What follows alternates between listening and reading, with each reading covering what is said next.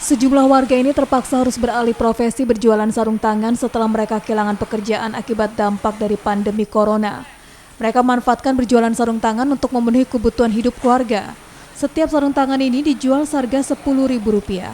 Salah satu pedagang sarung tangan mengaku menjual sarung tangan di setiap titik pemeriksaan batas wilayah, dimulai dari pagi hingga malam hari. Jika beruntung mereka dapat menjual sarung tangan cukup banyak, namun terkadang satu sarung tangan pun tak laku terjual. Ini Pak, Jual masker ya? jual masker sama dengan sarung tangan. Iya. Itu harganya berapa sih Pak di ini? Kalau satunya 10.000. 10.000. Pak, kenapa jual pos tangan ini Pak sama masker ini? Karena di tempat kerja lagi lockdown. Makanya sementara ini jual begini dulu.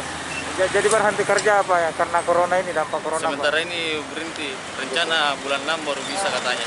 Jadi terpaksa jualan ini Pak ya bagi Iya. pengguna jalan. Iya. Kerja apa dulunya? Jual tisu Pak, Jual tisu sama apa Bu? manisan. Manisan. Kenapa sekarang beralih jual ini Bu? Karena ini yang laris Pak. Oh gitu. Iya, makanan tidak laris lagi.